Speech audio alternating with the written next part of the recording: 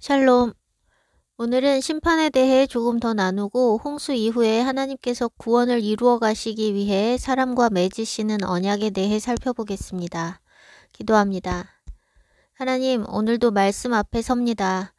홍수 심판 후에도 급속도로 타락한 인간을 진멸하지 않으시기 위해 언약을 맺으시고 기억하시고 구원을 이루어 가시는 하나님의 자비와 긍휼을 볼 수 있도록 우리의 마음의 눈과 귀를 열어주십시오. 하나님께서 행하시는 모든 일은 재앙이 아니라 평강임을 볼 수 있는 눈을 열어주십시오. 부족한 입 열어 전할 때 각각의 심령에 꼭 필요한 말씀이 새겨지게 해주시고 믿음으로 반응할 수 있게 도와주십시오. 예수와의 이름으로 기도합니다. 아멘.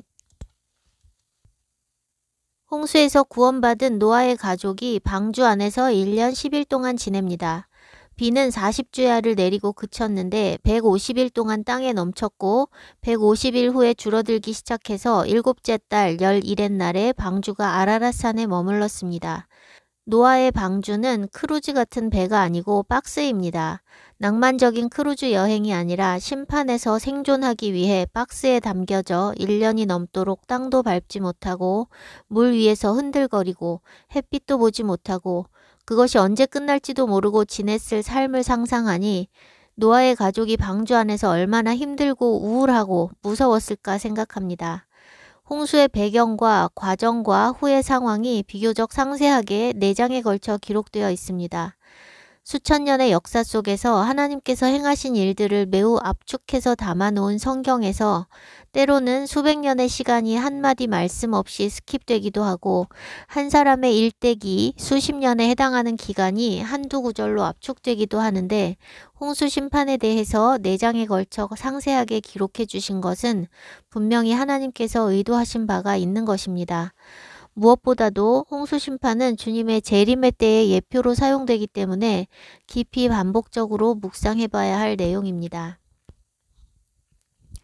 비, 눈, 바람, 태양, 추위와 더위 등 자연현상, 기후를 다스리시는 하나님의 위엄과 그것을 재앙과 저주로 사용하시는 하나님에 대한 두려움을 시골에 와서 실제적으로 느끼고 있습니다. 재앙이라고 할 정도가 아니라 평상시보다 조금만 정도가 심해도 그것을 체감하는 정도가 도시와는 매우 다릅니다. 도시에서는 뜨거운 햇살, 더위, 추위 속에 사람들이 노출될 일이 그다지 없습니다. 도시인들은 냉난방이 지나치게 잘 되는 실내에서 생활을 하고 이동하는 교통수단도 마찬가지로 쾌적함을 넘어서 불편할 정도로 외부 온도를 느낄 수 없게 냉난방이 되고 있기 때문에 덥거나 춥거나 뜨거운 햇살에 피해를 느끼지 못하고 삽니다. 시골에서는 많은 시간 일을 노천에서 하기 때문에 더위, 추위, 해, 비, 바람을 고스란히 느끼고 삽니다. 비가 와도 도시는 하천이 범람하거나 물이 차는 등의 큰 피해만 없다면 비가 오고 안 오는 것 자체가 생활에 별 관계가 없습니다. 바람도 마찬가지로 큰 건물들이 바람을 막아주는 도시에서는 바람의 위력을 느끼기도 쉽지 않습니다. 그런데 시골에서는 비와 눈, 더위, 추위, 바람이 다 일상생활과 생업에 깊게 관계되어 있고 외부에서 일하기 때문에 약간의 변화도 매우 직접적으로 체감하게 됩니다. 모든 물건을 실내에 보관하는 도시와 달리 시골은 집 밖에도 물건이 많기 때문에 강풍주의보나 호우주의보가 발령되면 단돌이해야 할 것도 많습니다. 저희 집 대문은 바람이 좀 심하게 불면 떨어져 버려서 누군가 수리해 줄 때까지 무너진 채로 있을 때가 많습니다. 작년에 장대비가 하루 반 동안 잠시도 쉬지 않고 내렸던 적이 있는데 노아 때 홍수가 어땠을지 조금이나마 실제적으로 상상할 수 있었습니다. 40일 동안 비가 오는 것에 대해서나 온 땅이 물에 잠기는 것에 대해서 막연하기만 했는데 하루 반의 장대비를 경험하면서 그렇게 40일 동안 비가 오고 깊음의 샘들이 열리면 땅에 물이 찰 수밖에 없겠다는 생각을 했습니다. 또한 물이 얼마나 차는 것과 관계없이 40일 동안 비가 쏟아지는 것 자체가 엄청난 두려움이 되었겠다는 생각이 듭니다. 모든 자연현상이 하나님께서 땅을 다스리시는 데 사용되는 축복이 되기도 하고 재앙이 되기도 합니다. 저는 맑은 날만 좋아했었는데 농사를 짓다 보니 비가 얼마나 소중한지 모릅니다. 작물들이 자라기 위해서 비는 반드시 필요하고 며칠에 한 번씩 적절히 비가 내려주면 물을 주는 수고도 덜 수 있고 가끔씩 이를 쉬는 기쁨도 있습니다. 수정을 통해 생식하고 번식하는 데에는 바람이 역할을 합니다. 히브리어로 바람은 영과 같은 단어로 루아흐입니다. 생기, 영이 들어가야 사는 것은 성령께서 우리를 살게 하시는 것과도 관계됩니다. 비는 땅의 모든 생명체가 살 수 있는 물을 공급합니다. 물가에 있지 않은 생명체들은 비를 통해서 물을 공급받으니 하나님께서 비를 내리시지 않으면 땅에 생명이 살 수 없습니다. 해 역시 생명이 자라고 광합성을 하는데 반드시 필요합니다. 피조물이 살아가는데 필요한 빛과 물과 바람이 다 하늘에 달려 있고 하나님께서 주관하시는데 하나님은 생명에 절대적으로 필요한 이 세 가지를 다 하나님 자신에 비유하셨습니다. 물은 창세기 1장에서부터 하나님으로 나타나고 신구약에서 일관적으로 하나님께서 우리를 살리는 생명의 물, 생수의 근원이심을 말씀하십니다. 예레미야 2장 13절 내 백성이 두 가지 악을 행하였나니 곧 그들이 생수의 근원되는 나를 버린 것과 스스로 웅덩이를 판 것인데 그것은 그 물을 가두지 못할 터진 웅덩이들이니라. 요한복음 7장 37절 명절 끝날 곧 큰 날에 예수께서 서서 외쳐 이르시되 누구든지 목마르거든 내게로 와서 마시라. 이사야 55장 1절 오호라 너희 모든 목마른 자들아 물로 나아오라 돈 없는 자도 오라. 너희는 와서 사 먹되 돈 없이 값 없이 와서 포도주와 젖을 사라. 빛도 하나님 자신과 하나님의 말씀에 비유됩니다. 하나님께서 첫째 날 빛을 창조하셨는데 넷째 날 창조하신 크고 작은 광명체들은 다 하나님을 나타내는 이 빛에서 만들어진 것입니다. 모든 것이 하나님 아버지로부터 시작된 것을 보여줍니다. 시편 27편 1절 여호와는 나의 빛이요 나의 구원이시니 내가 누구를 두려워하리요. 요한복음 1장 4절 그 안에 생명이 있었으니 이 생명은 사람들의 빛이라. 9절 참빛 곧 세상에 와서 각 사람에게 비추는 빛이 있었나니. 바람은 성령과 같은 단어이기도 하고 성령과 성령의 역사를 가리킵니다. 에스겔 37장 9절에서 10절 또 내게 이르시되 인자야 너는 생기를 향하여 대언하라. 생기에게 대언하여 이르기를 주 여호와께서 이같이 말씀하시기를 생기야 사방에서부터 와서 이 죽음을 당한 자에게 불어서 살아나게 하라 하셨다 하라. 이에 내가 그 명령대로 대언하였더니 생기가 그들에게 들어가매 그들이 곧 살아나서 일어나 서는데 극히 큰 군대더라. 여기서 생기로 번역된 단어가 영, 바람을 의미하는 루아흐입니다. 생명을 주는 바람이 바로 영, 성령입니다. 요한복음 3장 8절 바람이 임의로 불매 내가 그 소리는 들어도 그것이 어디서 와서 어디로 가는지 알지 못하나니 성령으로 난 사람도 다 그러하니라. 요한복음 20장 22절 이 말씀을 하시고 그들을 향하사 숨을 내쉬며 이르시되 성령을 받으라. 예수와께서 그들을 향해 숨을 내쉬시며 성령을 받으라 하셨듯이 예수와께서 주시는 바람, 생기, 호흡이 바로 성령이고 우리를 살게 하는 것입니다. 이렇게 우리의 생명에 반드시 필요한 물과 빛과 바람이 다 하나님을 상징하고 이것은 하나님의 주권적인 다스림 아래 있습니다. 축복으로 주시는 비와 물이 땅의 모든 생명체를 집어삼킨 홍수 재앙이 되었던 것처럼 생명을 살게 하는 바람이 모든 것을 초토화시키는 재앙이 되기도 하고 빛도 우리 생명에 너무나 필요하지만 강한 태양열은 생명체를 죽이기도 합니다. 물과 빛과 바람은 이 땅의 생명체들이 살아갈 수 있도록 하나님께서 주관하시는 것이며 또한 심판하시는 수단이 됩니다. 그런데 세상은 기후를 주관하시는 하나님의 주권을 부인하고 기후위기, 탄소 중립을 외치고 있습니다. 인본적인 분석과 인본적인 대책들로 사람들의 시선이 하나님께로 돌아가지 못하도록 하는 사단의 계략입니다. 정부들과 기업들과 단체들과 허다한 사람들이 그러한 메시지를 앵무새처럼 따라 외치고 있습니다. 세상은 땅에 속한 영역에 머무르지 않고 하나님의 영역, 하늘에 속한 것을 침범하고 도전하며 질서를 거스르는 삶을 계속해왔고 이 마지막 때는 그것이 극에 달하고 있습니다. 이사야 45장 7절 나는 빛도 짓고 어둠도 창조하며 나는 평안도 짓고 환난도 창조하나니 나는 여호와라 이 모든 일들을 행하는 자니라 하였노라. 여기서 환난은 다른 곳에서 재앙으로 번역되기도 하는 라입니다. 이방 우상들은 빛의 신, 어둠의 신, 물의 신, 바람 신, 재앙을 주는 신이 다 따로 존재합니다. 전능한 신이 아닌 것입니다. 이 모든 것은 우리 여호와 하나님께 속했고 모든 것의 주권이 하나님께 있습니다. 빛도 어둠도 평안도 환란도 모두 하나님의 주권 아래 있습니다. 빛과 물과 바람을 자신에게 비유하신 하나님께서는 우리가 하나님의 경고와 심판의 메시지를 깨달을 수 있도록 그러한 재앙을 사용하십니다. 신명기 28장에 기록된 불순종으로 인한 저주들 가운데 이런 자연재해들이 포함되어 있습니다. 그 이외의 모든 재앙 저주들도 역시 불순종으로 인한 것인데 생소한 것이 아니라 오늘날 우리 세대, 우리 삶에 다 존재하는 질병들입니다. 연병, 폐병, 열병, 염증, 학질, 종기, 치질, 괴혈병, 피부병, 미치는 것, 눈 머는 것, 정신병 등등 구체적인 질병들이 다 열거되어 있고 이 모든 것이 범죄, 불순종으로 인한 저주라고 성경이 말씀하고 있는데 오늘날 사람들은 이런 병들이 범죄로 인한 것이라고 생각하지 않습니다. 이런 말씀이 있다는 것을 다 몰라서 병원만 의지할까요? 말씀을 그대로 안 믿기 때문입니다. 이런 병들이 우리 죄로 인한 것이라는 하나님의 말씀을 믿는다면 의사를 의지하는 것이 아니라 회개해야 합니다. 하나님께서 우리의 범죄로 인해 기후와 질병과 전쟁과 적들의 압제로 저주하시고 심판하신다는 것이 성경에 기록되어 있고 환란도 창조하신다고 말씀하셨으니 신종 질병이나 이전에 없던 재앙이라도 우리의 범죄로 인한 심판이라는 것을 깨닫고 회개해야 합니다. 그런데 사람들은 하나님으로부터 오는 모든 사인을 알아보지 못합니다. 세계 곳곳에 해마다 물난리, 가뭄, 태풍, 쓰나미, 지진, 산불 등 재앙들이 끊임없이 일어나고 있고 해를 거듭할수록 증가하고 있는데 이 모든 재앙, 저주가 우리의 범죄로 인한 것이라는 하나님의 사인을 알아보는 사람이 없습니다. 개인이나 국가나 세계적인 재앙 앞에서 더 강력한 인본적인 대응책이 나올 뿐입니다.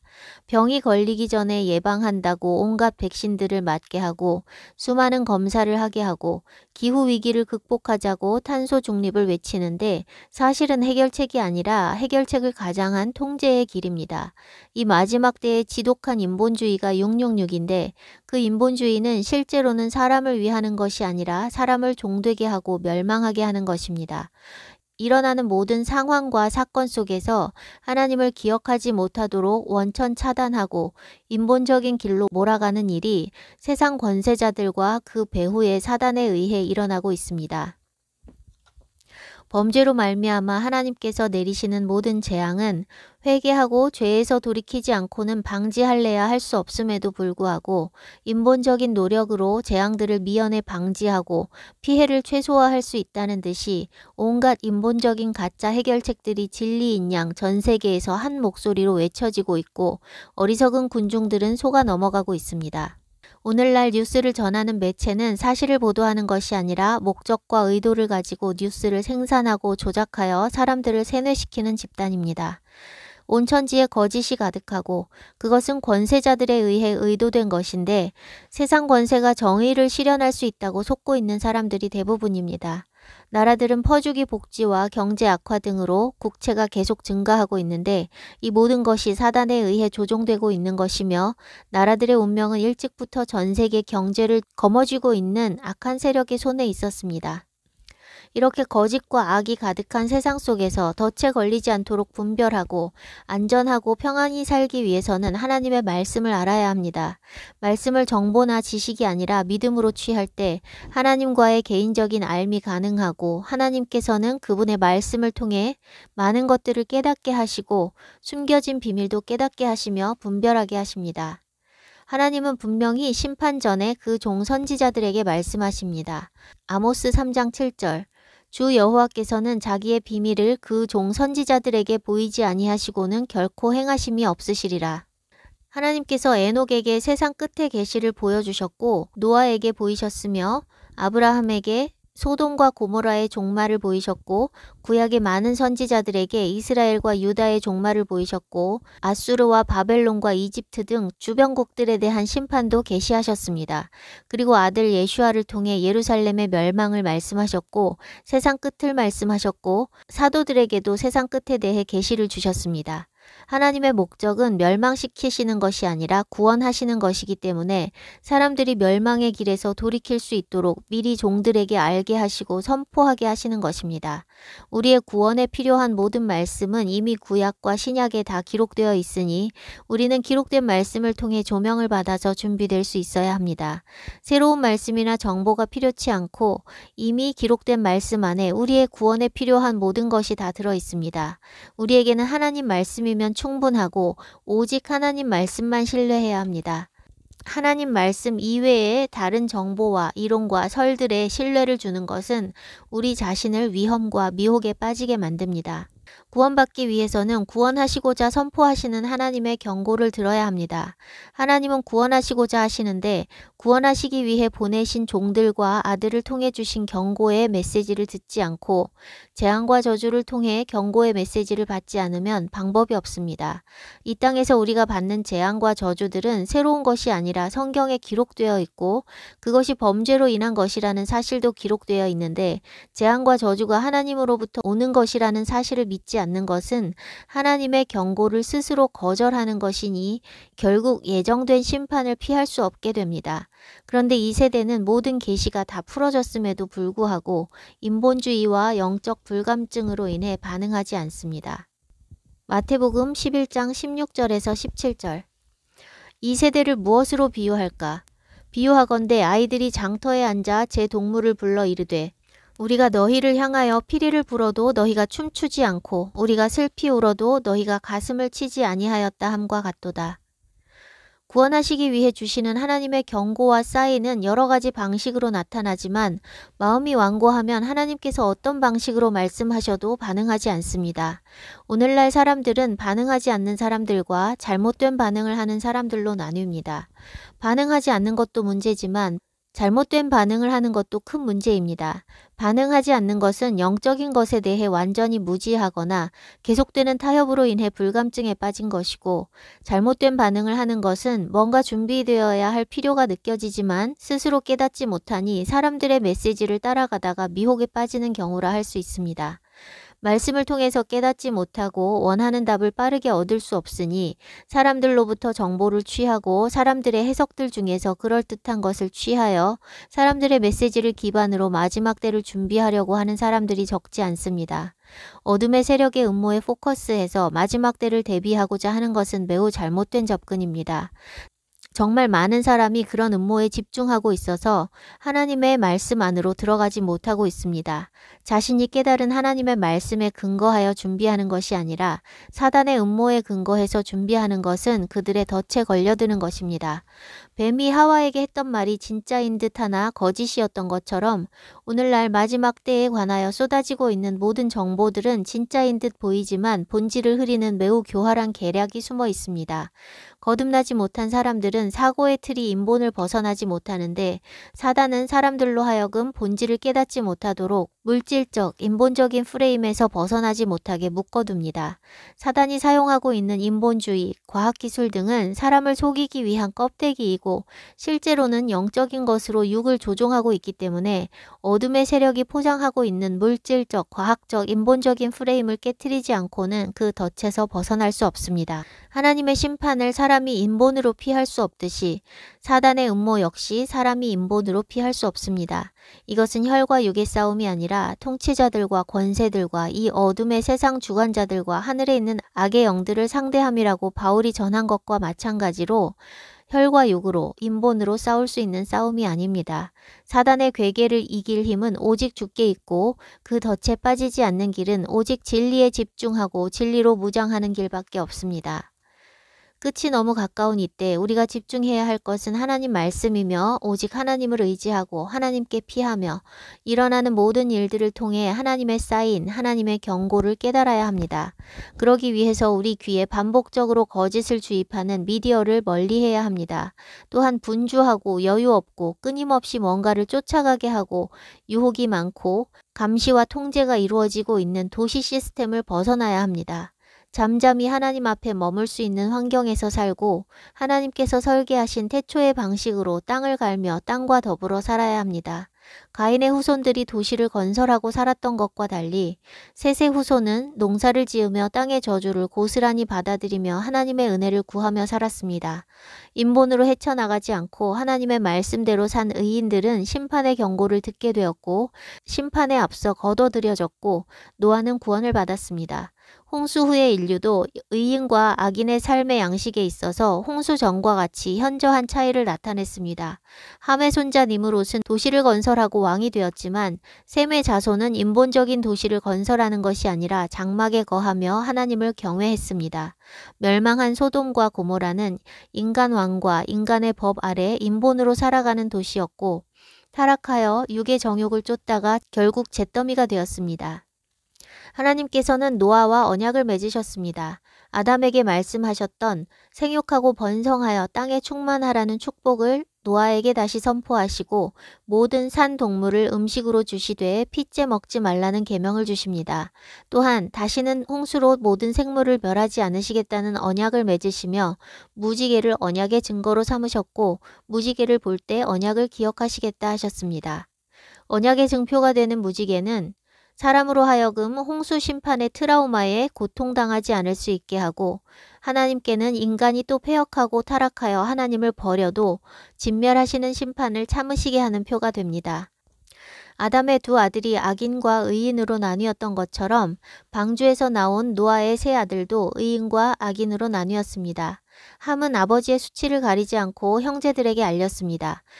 그것은 아버지를 공경하지 않고 욕되게 하는 것일 뿐 아니라 하나님 아버지를 공경하지 않고 욕되게 하는 것입니다.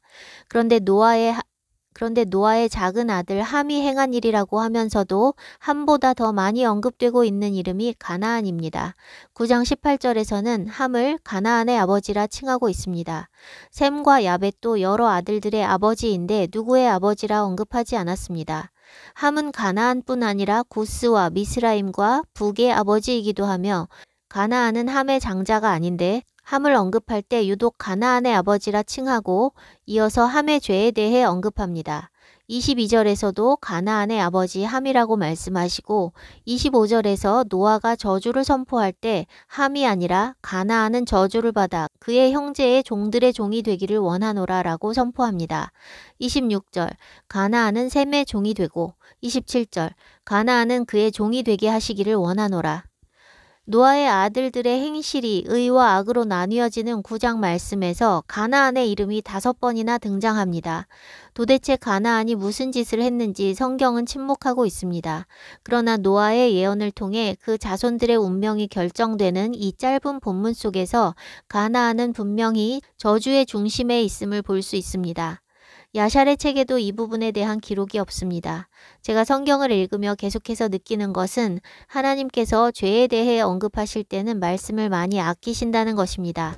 어쨌든 범죄는 함이 아니라 가나안이 첫 번째 직접적인 당사자이고 함은 그의 아버지로서 적절하게 대응하지 않고 오히려 형제들에게 그것을 알려 아버지의 허물을 드러내고 욕되게 한 책임을 물으시는 것으로 보입니다.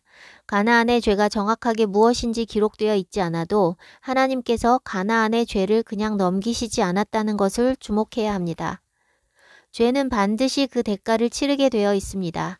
성경에 그 구체적인 죄명이 기록되지 않았어도 모든 죄는 하나님 앞에 숨겨지지 않고 그 죄악들의 동기 역시 마음과 의도를 감찰하시는 하나님 앞에 숨겨지지 않습니다.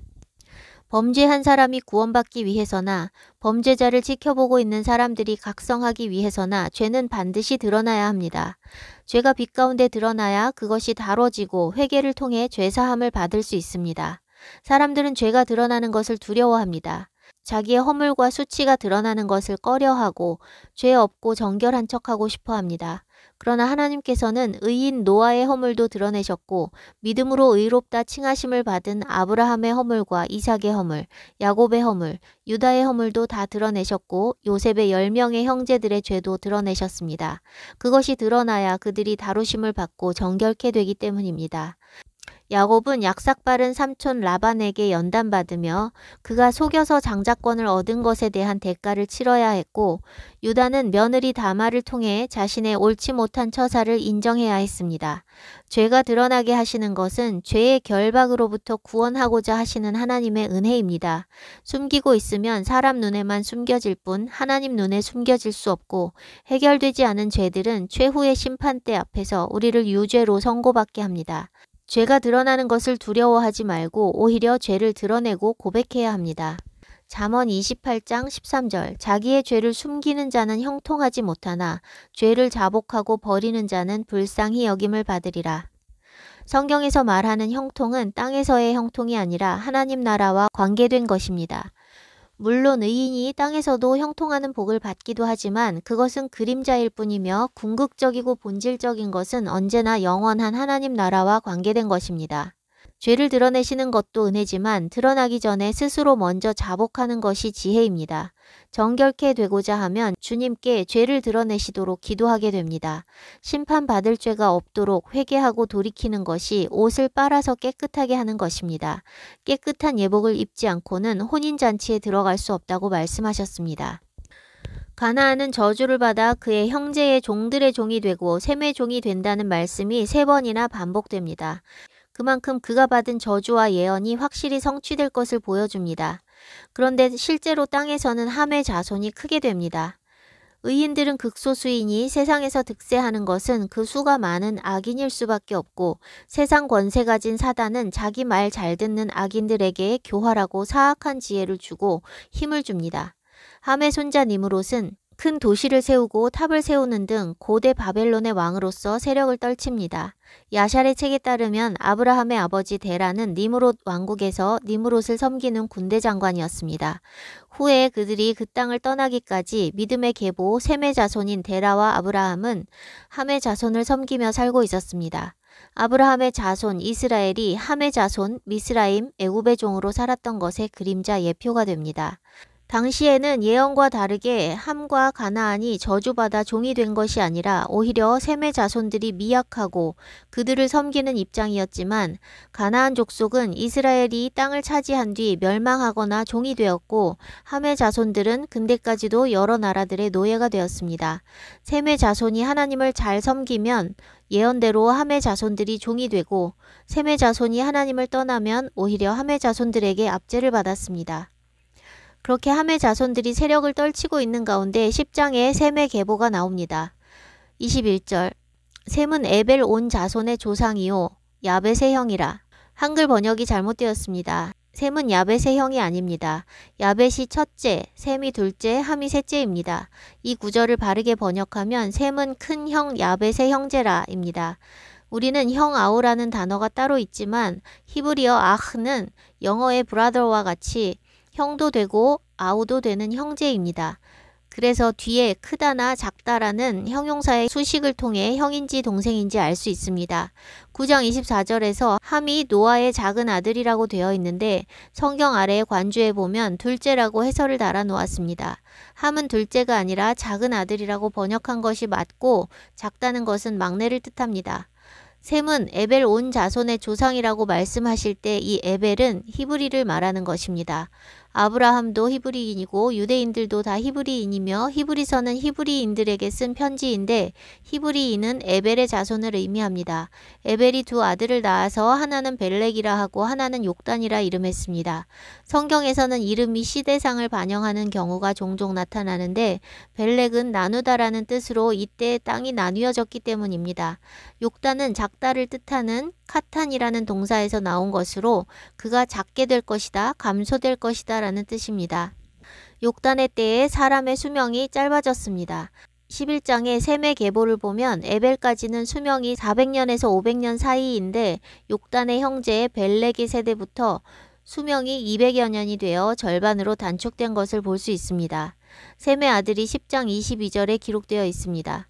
셈의 아들은 엘람과 아수르와 아르박삿과 룻과 아람이요. 그 이하로는 셈의 자손 중에서 아르박삿, 셀라를 지나 에벨의 자손의 계보로 좁혀져서 아브라함에 이르는데 셈의 아들 5명 중에 나머지 4명의 자손은 언급이 없고 그중 아람에 대해서만 23절 한 절이 추가되어 있습니다. 아람의 아들은 우스와 훌과 게델과 마스며, 여기서 셈의 손자 우스는 우즈인데 우즈는 욥의 뿌리가 되는 조상이고 또한 우즈의 후손들이 사는 땅입니다. 에벨 이외에는 셈의 계보가 생략되어 있는데 당대의 의인 욥의 뿌리, 근본이 셈이라는 것을 여기 보여주셨습니다. 셈의 족보를 보면 홍수 전 계보와 뚜렷한 차이가 수명입니다. 아담 이래로 평균 900년을 살았던 인간의 수명이 욕단의 때가 이르기 전에 이미 절반으로 줄어들어 400여 년이 되었는데 욕단의 때에 또 그 절반으로 줄어들었습니다.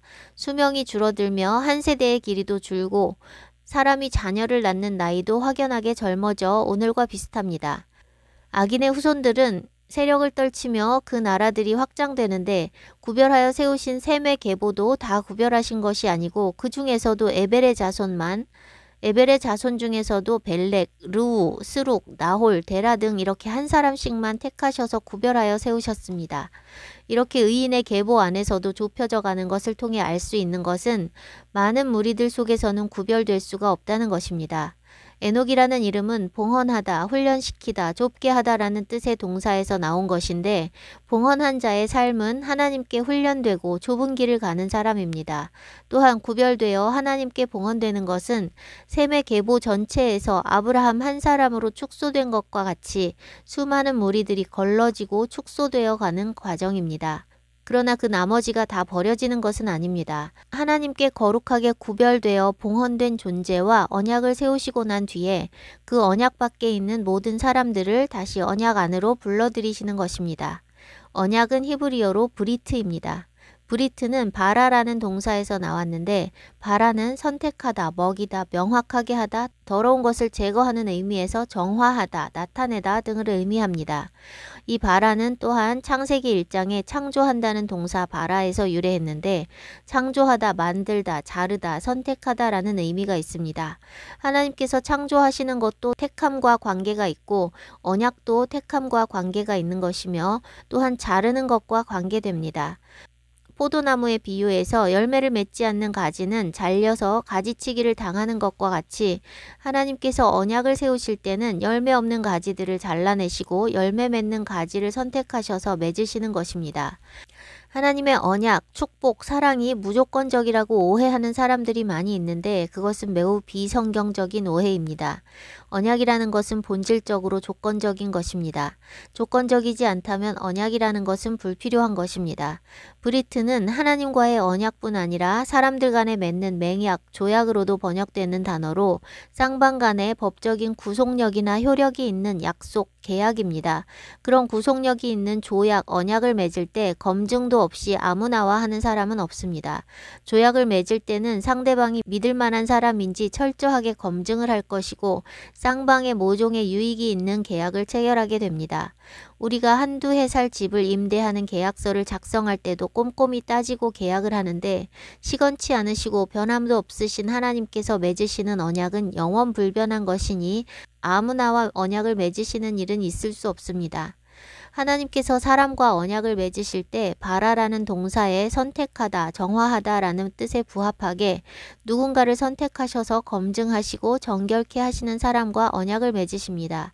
첫사람 아담은 창조하시고 선택하신 자로서 언약을 맺으셨고 에녹과 노아는 의인으로 검증된 자로서 선택하시고 언약을 맺으셨습니다.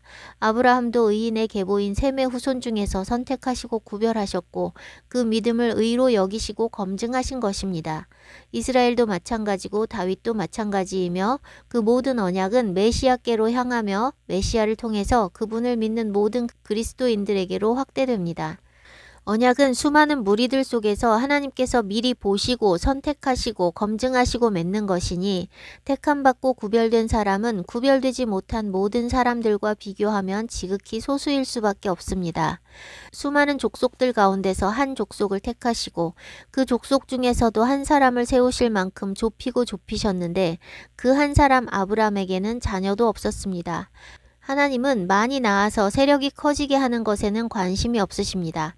하나님 나라는 숫자와 관계가 없습니다. 능력이 하나님께 있으니 사람의 수가 중요하지 않으며 하나님께서는 세상과 구별되어 하나님의 말씀을 믿음으로 사는 사람을 찾으십니다. 택하셔서 언약을 맺을 만한 믿음의 사람이 아브라함이었습니다. 아브라함이 갈대아 우르에서 나올 때는 아버지 데라와 롯과 함께 있었는데 언약을 맺기 위해서 더 좁혀지고 더 걸러질 필요가 있었습니다. 하나님께서는 하란 땅에서 아버지와 함께 머물던 아브라함에게 나타나셔서 말씀하시며 그 땅을 떠나라 하십니다. 데라가 70세의 자녀들을 낳았고 아브라함이 하란 땅을 떠날 때 75세였고 데라가 하란 땅에서 죽을 때의 나이가 205세였으니 아브라함이 하란 땅과 아버지를 떠날 때 아버지는 생존해 있었습니다. 아브라함은 하나님의 말씀을 따라 아버지를 뒤로 하고 또 길을 떠난 것입니다. 창세기 12장 1절에서 3절 여호와께서 아브라함에게 이르시되 너는 너의 고향과 친척과 아버지의 집을 떠나 내가 네게 보여줄 땅으로 가라. 내가 너로 큰 민족을 이루고 네게 복을 주어 네 이름을 창대하게 하리니 너는 복이 될지라. 너를 축복하는 자에게는 내가 복을 내리고 너를 저주하는 자에게는 내가 저주하리니 땅의 모든 족속이 너로 말미암아 복을 얻을 것이라 하신지라. 이 말씀은 구원의 구심점으로 삼기 위한 한 사람, 그리고 그의 씨로 이루어지는 한 족속, 그리고 그 족속 중에서 나올 메시아, 그리고 그 메시아를 믿음으로 이 언약 안으로 들어오게 될 열방에게 임하는 복까지 포함하는 매우 방대하고 근본적인 구원의 언약입니다. 다시 말해서 이 말씀은 아브라함에게만 해당되는 것이 아니라 그 구원의 중심에 계신 그리스도를 믿음으로써 아브라함의 자손이 된 모든 그리스도인들에게도 동일하게 해당되는 말씀입니다. 믿음으로 아브라함의 자손이 되고자 하는 그리스도인들은 하나님께서 아브라함에게 명하신 이 말씀을 따라야 합니다. 아브라함과 같이 고향과 친척과 아버지의 집을 떠나 하나님께서 보여주실 곳으로 떠나야 하는 것입니다. 아버지 집을 떠나 분리되는 것은 하나님의 말씀을 따라가기 위해 선행되어야 합니다. 아브라함에게 있어 떠나고 분리되어야 할 고향과 친척과 아버지 집은 첫 번째로 갈대아 우르, 함의 자손 니므롯이 통치하던 곳입니다. 하나님을 대적하는 곳, 하나님이 왕 되시지 않고 인간 왕이 다스리는 곳, 하나님의 법이 아니라 인간의 법에 따라야 하는 곳입니다. 그것은 아브라함뿐만 아니라 모든 사람이 속해서 살아가는 고향, 친척, 아버지 집입니다. 그곳에서는 하나님의 법을 따라 살 수도 없고 하나님을 섬길 수도 없습니다. 하나님의 말씀을 따라 살기 위해서는 그들과 분리되고 구별되는 것이 우선입니다. 시편 45편 10절 딸이여 듣고 보고 귀를 기울일지어다. 내 백성과 내 아버지의 집을 잊어버릴지어다. 그리하면 왕이 내 아름다움을 사모하실지라. 그는 내 주인이시니 너는 그를 경배할지어다. 하나님의 말씀을 따라 살고자 하는 모든 사람은 하나님께 속한 백성, 하나님의 신부가 되는 것입니다. 이전에 속했던 곳, 아버지 집과 함께 했던 사람들을 잊어야 합니다. 아브라함은 그가 속했던 아비 집과 그 백성과 분리되어 하나님을 따라 나서는 순간부터 그 집을 잊고 오직 하나님 말씀을 의지해서 살았습니다. 하나님께서는 아브라함의 자손 이스라엘이 애굽에서 구원받아 더 이상 바로를 섬기지 않고 그들의 새 주인, 새 왕이신 하나님을 섬기는 백성이 된 후로는 다시 애굽으로 돌아가지 말라 하셨습니다. 이전에 속했던 것과 철저하게 분리되어야 합니다. 예수와께서 제자들을 부르실 때 제자들도 가족과 생업을 즉시 다 버려두고 그분을 따라 나섰습니다. 하나님의 음성을 따라가는 데 있어 가장 우선이 되는 것이 고향, 친척, 아버지 집을 떠나는 것입니다. 그 안에 속해 있는 채로는 구별될 수 없기 때문입니다. 떠나야 할 고향, 친척, 아버지 집은 문자 그대로 고향, 친척, 아버지 집을 의미합니다. 또한 교회에 다니는 사람들에게 있어서는 그들의 육신이 어쩌면 가족보다 더 의지하기도 하는 교회까지도 포함합니다. 하나님 뜻대로 살고자 하면 가장 발목을 잡는 것이 사실상 가족과 교회입니다. 오늘날 교회들은 인본적이고 이단적인 뿌리 위에 세워져 있기 때문에 하나님의 말씀을 따라 사는 것에 방해가 되고 걸림돌이 됩니다. 교회는 말씀이 아니라 신학과 교리를 따르기 때문에 말씀대로 살아가고자 하는 사람은 목회자들의 목회 방침에 따라갈 수가 없고 결과적으로 교회 안에서 하나가 될 수 없습니다. 육신의 가족과 육에 속한 교회로부터 분리되어 나와야만 하나님의 말씀에 순종할 수 있기 때문에 하나님께서 분리시키시는 것입니다. 교회가 세상과 똑같으니 그런 교회 안에서 신앙생활을 한 믿는 가정도 마찬가지입니다. 오늘날 교회는 말씀 그대로를 믿는 믿음이 아니라 카톨릭이 만든 신학과 교리와 전통을 믿는 육적인 종교이기 때문에 목회자 가정이나 장로 권사 가정이나 다 마찬가지로 하나님의 음성을 따라가는 것을 이해하지 못합니다. 아버지 집과 교회가 성경 위에 바로 서 있다 해도 마찬가지로 분리되어야 합니다. 그래야 아버지의 하나님을 섬기는 것이 아니라 자신의 하나님을 섬길 수 있게 됩니다. 야곱이 이삭을 떠나 라반의 집에서 연단받은 것도 아브라함의 하나님, 이삭의 하나님이 야곱 자신의 하나님이 되기 위한 과정입니다. 부모가 믿음 위에 서 있다 해도 그 부모를 의지하는 것이 아니라 하나님을 개인적으로 만나고 자신의 하나님으로 섬기기 위해서는 반드시 하나님 앞에 홀로 서고 구별되는 것이 필수입니다. 그런데 육에 속한 부모와 육에 속한 목회자들은 자신에게 있던 권위를 하나님께 이양하는 것을 싫어합니다. 자녀가 자라면 홀로 설 수 있도록 도와주고 떠나보내야 하는데 육에 속한 부모는 언제까지나 모든 영역에 개입하고 지도하고 영향력을 행사하기를 원합니다. 자녀가 자신의 길을 스스로 헤쳐나갈 수 있도록 떠나보내지 못하는 부모나 성도들이 스스로 하나님의 음성을 따라가지 못하도록 통제하고 자신의 리더십 아래 가둬두려고 하는 목회자들을 떠나야 하나님의 말씀을 따라 살 수 있습니다. 아브라함은 고향과 친척을 떠났지만 아버지 데라와 함께였습니다. 하나님께서는 아브라함이 아버지로부터도 분리되게 하셨습니다. 연로한 아버지를 뒤로 하고 떠나는 것은 쉽지 않은 일이 분명하고 아브라함의 나이도 75세로 젊지 않으니 안정되게 한 곳에서 생활하는 것이 좋았겠지만 상황이나 형편을 따지지 않고 말씀만 의지하여 낯선 땅으로 길을 떠나는 그 믿음은 하나님께서 아브라함과 언약을 맺으실 근거가 됩니다. 하나님 말씀에 순종하기 좋은 때, 좋은 상황은 존재하지 않으며 순종은 언제나 큰 희생을 요구합니다. 어떤 희생을 치르더라도 하나님의 말씀에 순종하고자 하는 사람이 하나님께서 언약을 맺으시는 사람입니다. 시편 89편 3절 나는 내가 택한 자와 언약을 맺으며 온 땅에서 세력을 떨치고 있는 함의 자손들 속에서뿐만 아니라 믿음의 계보 셈의 자손 중에서도 구별해내신 한 사람 아브라함만으로도 하나님께서 일하시기엔 충분합니다. 세상의 방식은 바벨탑을 쌓을 때처럼 많은 사람을 모아 힘을 합해 인간 스스로 하늘에 닿고자 하고 불가능한 것을 이루어내려는 것인 반면 하나님께서 일하시는 방식은 반대로 수많은 사람들을 걸러낸 뒤에 남은 믿음의 사람 한 사람을 쓰시는 것입니다. 그 한 사람이 하나님께 구별되어 있고 하나님의 말씀만 의지하고 신뢰하며 하나님께만 주권을 드리는 사람이라면 그 한 사람으로 충분합니다. 하나님께서 쓰신 믿음의 선진들은 다 그런 믿음을 가진 사람들로서 진주장사가 발견한 값진 진주와 같습니다. 하나님께서는 태초부터 지금까지 진주장사처럼 수많은 사람들 중에 숨어있는 값진 진주를 찾아내어 구별해 오셨습니다. 에녹, 노아, 모세, 사무엘, 다윗과 많은 선지자들과 예수와의 제자, 사도들은 그렇게 전심으로 하나님의 말씀을 따라갔고 하나님의 언약을 직접 받은 언약의 당사자가 되었거나 조상이 받은 언약 안으로 들어간 사람들입니다. 오늘을 사는 우리 중에 아무도 하나님께서 언약을 직접 체결하신 당사자가 없지만 우리는 믿음으로써 언약의 당사자와 똑같은 신분과 권리와 혜택을 누립니다. 그것이 믿는 자의 특권입니다. 하나님은 이렇게 사람을 고르시고 구별하셔서 언약을 맺으시고 언약을 성취해 오셨습니다.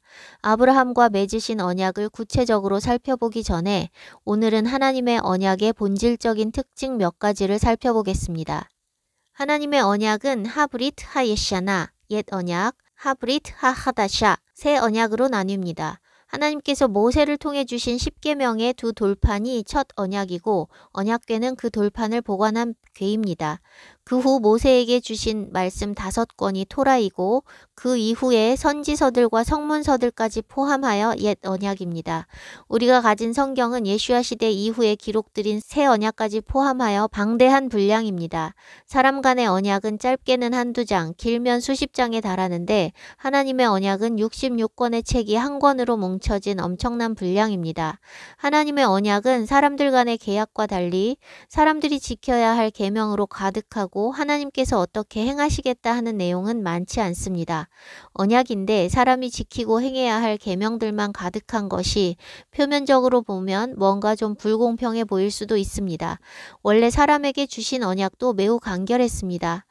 아담, 에녹, 노아가 받은 계명은 이스라엘이 받은 계명처럼 구구절절 많은 계명들이 있지 않았고 이스라엘이 받은 계명 역시 두 돌판의 10가지 계명뿐이었습니다. 자원함으로 이루어지는 언약 관계에서는 많은 세부 조항들이 필요하지 않습니다. 하나님께서 아브라함에게 주신 언약도 구구절절 많은 내용이 있지 않습니다. 쌍방 간에 경외함, 신뢰, 친밀함, 자원함이 있기 때문입니다. 그런데 이스라엘은 한 개인이 아니라 수많은 무리가 되었고 그 무리의 한 사람 한 사람은 에녹이나 노아, 아브라함처럼 걸러지고 구별된 개인이 아니고 그렇게 걸러진 의인의 자손들일 뿐입니다. 하나님을 경외하며 자신의 하나님을 섬기는 의인들이 아니라 조상들의 하나님을 섬기게 된 육에 속한 이스라엘은 10개의 계명만을 가지고 하나님을 섬길 수 없었습니다. 어린아이일수록 규칙을 구체적으로 정해줘야 하는 것처럼 종살이하던 이스라엘의 미숙한 상태에서는 구체적인 규칙들이 필요했습니다. 그래서 모세를 통해 2차적으로 세부적인 조항들을 주셨는데 고대 이스라엘 백성들은 이것도 부족하여 율법 외에 미시나, 미드라시, 탈무드, 구전 토라 등을 만들어 더 세세하고 많은 법 아래 놓이게 되었습니다. 육신의 행위로 지키려고 하면 그렇게 됩니다. 기독교 안에서도 하나님 말씀을 잘 모르는 대부분의 사람들은 문제에 봉착하면 답을 얻기 위해 목회자에게 묻는 경우가 많습니다. 그것은 이스라엘 백성이 문제가 생기면 모세를 찾아갔던 것과 같습니다. 모세가 모든 백성들의 구체적인 상황 속에서 일어나는 문제들을 다 해결해 줄 수 없기 때문에 율법의 세부 조항들도 추가가 되었고 장인 이드로의 권면에 따라 함께 백성들의 송사를 감당할 사람들을 세웠습니다. 그러나 종의 정체성을 가지고서는 본질적으로 율법의 준수가 불가능합니다. 반면 그 언약을 믿음으로 취하고 마음에 새기면 행위나 결과에 치중하지 않고 본질적인 준수가 가능해집니다. 오늘날 세상 법이 갈수록 까다로워지고 아주 세부적인 것까지 하나하나 다 규정하는 방향으로 흘러가고 있는 것은 법치가 발달하는 것이 아니라 법치가 무너지고 백성들이 종이 되어가고 있다는 반증입니다. 솔선하고 자원하여 준법하고 법치가 잘 이루어지고 있다면 세부적인 법규들은 필요하지 않습니다. 법이 있어도 안 지키고 법치가 제대로 이루어지지 않기 때문에 더욱 강력하고 더욱 구체적인 법들이 자꾸 만들어지고 백성들은 유치원생처럼 하나하나 시키는 대로 다 따라가야 하는 종이 된 것입니다. 저는 한국에 돌아와서도 사람들처럼 직장 생활을 하거나 생업을 가지지 않고 교회에도 몸담고 있지 않고 거의 주님 앞에만 머물러 살다 보니 한국의 법과 시스템을 직접적으로 경험할 기회가 별로 없었습니다. 그런데 이런저런 모양으로 여러 영역과 사람들을 경험하는 과정 속에서 이 나라의 심각한 폐단을 하나님께서 발견하게 하시고 깨닫게 하셨습니다. 20년 넘게 외국에서 살다가 돌아왔으니 외국인 같기도 하고 말씀을 기준으로 세상을 보고 있으니 외계인 같기도 한 제 눈에는 기이하고 심각한 문제로 보이는 것들을 한국에 살고 있는 사람들은 전혀 깨닫지 못하고 있습니다. 개구리가 솥단지 안에서 온도 변화를 감지하지 못하는 것처럼 한국 안에 살고 있는 한국인들은 그 심각한 변화를 느끼지 못하는 것입니다. 지금은 이미 판 자체가 전체주의로 바뀌어 있기 때문에 좌파 정권이든 우파 정권이든 다를 게 별로 없습니다. 주권이 국민에게 있다는 것은 옛말이고 국민들은 이미 종이 된 상태인데 우파가 집권하면 표면상은 종이 아닌 것 같은 모양으로 조금 더 유지가 되는 것이고 좌파가 집권하면 신속하게 겉과 속이 다 종이 되는 것입니다. 준법 정신이 투철한 사람들에게는 법이 있어도 구속력을 사용할 일이 없지만 종의 정체성을 가진 사람들은 의존적이고 법을 자원하여 지키지 않기 때문에 법의 구속력이 필요하고 법의 역할이 커집니다. 지금 대한민국은 재판 하나가 마무리되는데 수년의 시간이 걸립니다. 판사가 부족할 수도 있고 판사가 일을 게을리할 수도 있으나 근본적으로는 너무 많은 사람들이 송사에 의존하고 있기 때문입니다. 그만큼 정의와 공의가 없고 이해관계를 따지며 사는 세상이 된 것이며 법치가 무너진 것입니다. 선악과 먹은 아담의 후손들, 거듭나지 못하고 육에 속한 사람들은 세상 법이든 하나님의 법이든 그것이 지향하는 바가 정의와 공의의 실현이라는 것을 생각하지 못합니다. 자기 보기에 좋은 대로 이중잣대로 자기에게 불리한 법은 지키지 않고 불법 편법을 행하며 종처럼 법 아래 살며 법을 피해가고자 합니다. 개개인이 스스로 법을 하나하나 지키는 것이 이 땅의 정의와 공의가 세워지는 길인데 자신은 지키지 않으면서 남이 안 지켜서 자신이 피해를 보게 되면 법에 의지해 분쟁합니다. 법이 아무리 치밀해도 모든 구체적인 케이스에 다 적용할 수 있을 만큼 세부적인 조항들이 다 있는 것이 아니기 때문에 사람들이 본질적으로 자원하여 준수하지 않는다면 정의는 세워질 수 없으며 법이 구체적으로 명하지 않고 있는 부분을 틈타는 범죄들이 난무하게 됩니다.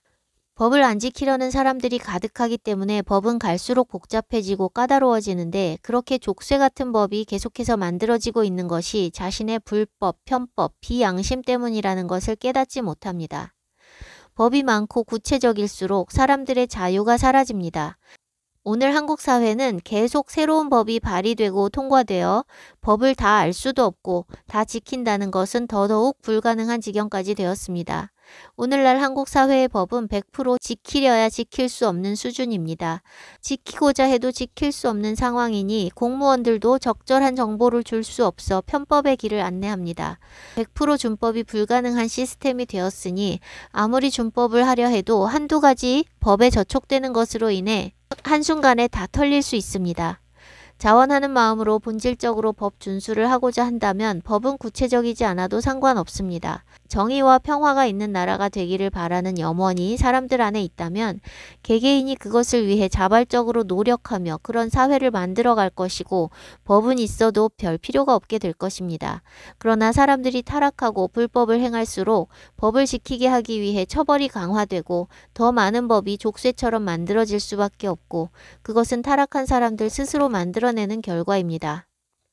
하나님께서 이스라엘에게 두 돌판만 주셨을 때 사람들이 자원하여 그분의 백성된 삶을 살고자 했다면 많은 율법 조항들은 필요치 않았을 것입니다. 그러나 자원함이 없는 백성들에게는 수많은 율법 조항들도 필요치 않고 있어도 소용이 없습니다. 사람이 법을 지키고 안 지키는 것은 그것을 아느냐 모르느냐에 달려 있지 않고 지키고자 하는 마음이 있느냐 없느냐에 달린 것이기 때문입니다. 여러분은 법을 잘 지키고 계십니까? 법률가들만 아는 난해한 법이나 신생법이 아니라 초등학생들도 다 아는 기본적인 법들만이라도 자원하여 지키며 사십니까? 세상 법을 안 지키는 사람은 하나님의 법도 안 지킵니다. 하나님의 법을 지키는 사람은 세상 법도 잘 지킵니다. 어떤 법이든 법을 안 지키는 것은 몰라서가 아니라 지킬 마음이 없기 때문입니다. 말씀을 지키지 않는 것은 하나님을 경외함이 없기 때문이며 하나님의 말씀을 진리로 믿지 않기 때문입니다. 부부가 결혼할 때 계약서를 구구절절히 작성하는 사람은 없습니다. 미국의 한 갑부는 결혼할 때 계약서를 매우 상세하게 작성을 하며 이혼할 경우를 대비한 조항까지 있다고 합니다.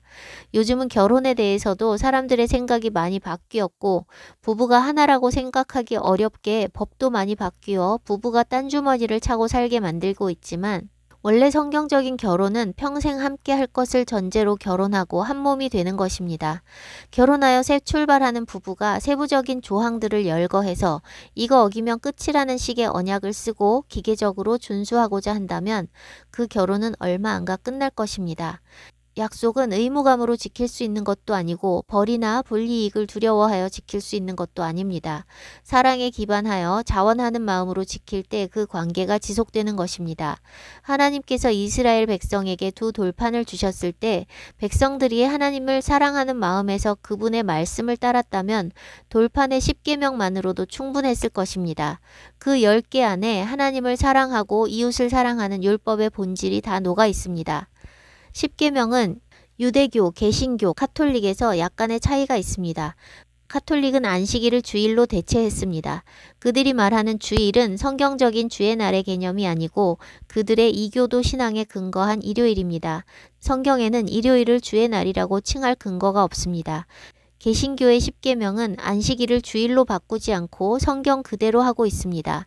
그런데 10계명을 그대로 둔 채로 안식일이 아니라 일요일을 지키고 있다는 것은 안식일을 지키라는 계명을 계속 보면서도 그것을 무시하는 것이기 때문에 카톨릭이 아예 말을 바꿔버린 것보다 더 큰 악이 될 수도 있습니다. 개신교는 1계명과 2계명을 분류하는 것에 있어서 유대교와 차이가 있습니다. 10계명은 하나님이 이 모든 말씀으로 말씀하여 이르시되 라는 말씀 다음에 이어지는 출애굽기 20장 2절에서 시작됩니다. 출애굽기 20장 2절 나는 너를 애굽 땅 종되었던 집에서 인도하여 낸 내 하나님 여호와니라. 이것은 하나님께서 돌판해 주신 언약의 첫 번째 말씀, 첫 번째 계명으로 이것이 바로 언약 관계를 규정하는 가장 기본적이고 중요한 말씀입니다. 하나님이 너희에게 있어 어떤 분이신지 이 한 말씀에 나타나 있습니다. 너희는 애굽 땅에 있었고 거기서 종되었었다는 사실, 그리고 하나님 내가 종되었던 너희를 인도해 내었으며 나는 너희의 하나님이라는 것을 이 짤막한 문장에 다 포함하고 있습니다. 이것이 가장 중요합니다. 이 관계에 설정이 없으면 나머지 계명들은 동기도 목적도 없는 족쇄로 전락할 수 있습니다. 이 첫째 계명이 이스라엘이나 우리 모두에게 정확하게 심어져 있어야 그 다음 계명들도 자원함으로 지킬 수 있습니다. 가장 중요한 이 말씀이 유대교에서는 제1계명인데 기독교에서는 이 말씀을 10계명에서 제외하고 2계명을 1계명으로 삼았습니다. 기독교에서 2계명과 3계명으로 나눈 두 계명을 유대인들은 두 번째 계명으로 정하고 있습니다. 실제로 기독교가 제3계명으로 분류하고 있는 4절 이하는 3절을 부연하는 같은 내용입니다. 성경적인 제1계명은 하나님과 그분의 백성의 관계를 규정하는 출애굽기 20장 2절 말씀으로 가장 중요하고 기초가 되는 계명이고 10계명이 언약이라는 것을 증명하는 증거가 됩니다. 모든 계약에는 계약의 당사자 쌍방이 분명하게 나타나야 합니다. 하나님께서 이스라엘에게 주신 언약도 마찬가지로 언약의 시작에 하나님과 이스라엘의 관계가 명시되어 있습니다. 사람들이 놓치고 간과하고 있는 정말 중요한 점이 있습니다. 이 언약은 구원받을 백성에게 주신 언약이 아니라 구원받은 백성에게 주신 언약이라는 사실입니다. 제가 안식일과 절기를 지켜야 하는 이유에 대해서 나눌 때 그것은 구원받기 위해서 지키는 것이 아니라 구원받은 백성의 징표라고 말씀에 정확한 근거를 대고 나눴던 것과 같은 맥락입니다. 하나님의 법은 구원받기 위해 지키는 법이 아니라 구원받은 자들이 지키는 것이고 구원받은 백성의 징표가 되는 것입니다. 아무도 행위로 구원받을 자가 없으니 이 계명들을 지킴으로써 구원받는 일은 있을 수 없으며 계명들을 본질적으로 지킨다는 것 자체가 구원받은 백성에게만 가능한 일입니다. 그래서 율법을 지키지 않아도 된다거나 지키면 안 된다거나 왜 지켜야 하냐거나 등 구원받은 백성이 당연히 지켜야 할 율법을 지키는 것에 대해 왈가왈부하는 것 자체가 이 율법, 계명, 언약을 주신 하나님의 뜻을 알지 못하는 거듭나지 못한 신자라는 것을 나타낼 뿐입니다. 수많은 목회자들이 거듭나지 못한 채로 영의 말씀을 가르치고 있습니다. 한국 시민권을 받은 외국인이 한국 법을 안 지키고 자기 나라 법을 따르겠다 하는 것은 말이 되지 않고 법이 바뀌었는데 새 법을 안 지키고 옛 법을 지키겠다고 하는 것도 말이 되지 않듯이 애굽에서 종살이 하던 사람이 구원받아 하나님 나라의 백성이 되었으면 애굽의 법이 아니라 하나님 나라의 법, 새 법을 따르는 것은 말할 필요도 없이 당연한 것입니다. 하나님과 사람은 힘과 능력에 있어서 균등할 수 없는 관계이기 때문에 언약도 균등할 수 없습니다. 하나님께서 행하시는 만큼 인간도 행해야 한다면 언약 자체가 성립이 될 수 없습니다. 하나님과 사람의 언약은 하나님 편에서 극도로 불공정한 언약이 될 수밖에 없습니다. 하나님께서 그 백성을 위해 무엇을 하시겠다는 말씀은 사실 사족이 될 만큼 이 언약은 성립이 된 것 자체만으로도 다른 말이 필요 없을 만큼 우리에게 너무너무 과분한 언약입니다. 감당하기 어려울 만큼 격하게 감동되는 말씀이 있습니다. 레위기 22장 32절에서 33절 나는 너희를 거룩하게 하는 여호와요 너희의 하나님이 되려고 너희를 애굽 땅에서 인도하여 낸 자니 나는 여호와이니라. 민수기 15장 41절 나는 여호와 너희 하나님이라. 나는 너희의 하나님이 되려고 너희를 애굽 땅에서 인도하여 내었느니라. 나는 여호와 너희의 하나님이니라. 레위기 11장 45절 나는 너희의 하나님이 되려고 너희를 애굽 땅에서 인도하여 낸 여호와라. 내가 거룩하니 너희도 거룩할지어다. 너희의 하나님이 되려고 너희를 애굽 땅에서 인도해 내셨다고 말씀하십니다. 만유의 주 하나님께서 나의 하나님이 되면 다 끝난 것입니다. 잠깐 세상에서 득세한 정치인과 친분이 있어도 그것 때문에 기고만장하는 것이 사람인데, 천지를 창조하시고 다스리시는 전능하신 하나님이 내 하나님이 된다면 무슨 말이 더 필요할까요? 하나님은 온 천지에 충만하게 계시지만 그 하나님이 내 하나님이 되시는 것과 그냥 창조주로서 존재하시는 것은 하늘과 땅의 차이고 천국과 지옥의 차이입니다. 아브라함을 구별하여 세우시고 이삭, 야곱을 구별하시고 번성케 하시고 애굽에서 430년 고통받게 하시고 구원해내시고 돌판에 새겨진 언약을 주시고 메시아를 인자로 보내시고 죽이시고 다시 살리시고 성령을 보내셔서 그 소중한 언약의 말씀을 마음에 새기시고 오늘도 쉬지 않고 일하고 계신 이 모든 일들의 목적이 내 하나님이 되시기 위해서라는 것이 믿어지십니까? 이스라엘은 하나님께서 자기들만을 사랑하셔서 선택하셨다는 오해를 했고, 기독교는 하나님께서 이스라엘을 싫어하여 버리시고 교회가 이스라엘을 대체했다고 오해를 했는데 둘 다 틀렸습니다. 하나님께서 이스라엘을 선택하신 것은 이스라엘이라는 나라를 하나님 나라로 세우시고 다윗이 예표하는 하나님 나라의 왕으로, 모세가 예표하는 하나님 나라의 선지자로, 살렘 왕 멜기세덱이 예표하는 영원한 제사장으로 오신 그리스도를 통해 온 땅의 족속을 구원하시기 위함이니 열방은 결코 하나님의 선택에서 제외된 존재가 아닙니다. 또한 기독교인들의 생각과 달리 하나님의 부르심에는 후회가 없으시며 하나님의 언약은 영원불변하고 결코 취소되지 않으니 교회는 이스라엘을 대체할 수 없고 참 교회는 이스라엘의 일부로서 접붙임되는 것입니다. 신구약 말씀이 다 언약인데 언약의 많은 부분이 우리가 행해야 할 계명들인 이유는 전능하신 하나님께서 우리의 하나님 되시는 것 자체가 가장 중요하고 큰 언약이기 때문입니다. 그 한마디에 모든 것이 다 함축되어 있습니다. 전능하신 창조주 하나님께서 우리의 하나님이 되시면 그분이 다른 어떤 것을 약속하실 필요가 없이 그분께 속한 모든 좋은 것이 다 우리 것이 됩니다. 그리스도를 믿는 믿음을 통해 우리는 하나님 아버지의 상속자가 되어 하나님께 속한 것을 다 물려받게 됩니다. 우리는 언약의 당사자가 아니었고 당사자의 후손도 아니지만 믿음으로 말미암는 자는 아브라함의 자손이 된다 하셨고, 예수와께서는 누구든지 하나님의 뜻대로 하는 자가 내 형제요 자매요 모친이라고 말씀하셨으니 믿음이 있고 하나님의 뜻대로 행하면 우리는 언약의 당사자와 같이 언약 안으로 들어가는 것입니다. 언약은 택함 받은 자와 맺는 것이니 언약 백성이 되는 것도 택함을 받는 것입니다. 그런데 그 택함은 하나님께 있는 것이 아니라 우리에게 달려 있습니다. 우리가 하나님 말씀을 믿고 그분 뜻대로 행하면 우리는 언약 백성이 되어 그 언약 안에 거하게 됩니다. 언약 백성이 되면 언약 밖의 백성들에게 임하는 심판이나 저주가 나와는 상관없는 것이 됩니다. 하나님의 백성은 하나님께서 주신 언약 안에 거하는 언약 백성이기 때문에 언약을 지키지 않으면 당연히 하나님의 백성이 아닙니다. 그러니 하나님을 믿는다고 입으로 고백하고 하나님의 자녀라고 생각하면서 하나님의 언약의 말씀을 지키지 않는 사람은 자기 자신을 속이고 있는 것입니다. 언약을 지키지 않는 언약 백성은 있을 수 없습니다. 하나님 아버지의 뜻대로 하지 않는 사람은 하나님의 자녀라 할 수 없습니다. 택함 받는 것은 교회가 말하는 것처럼 하나님께서 주권적으로 예정하시는 것이 아니라 개개인의 믿음에 달린 것입니다. 하나님의 법과 정의는 태초 이래로 변하지 않았고 그 법과 정의에 의해 다스려지는 나라가 이스라엘입니다.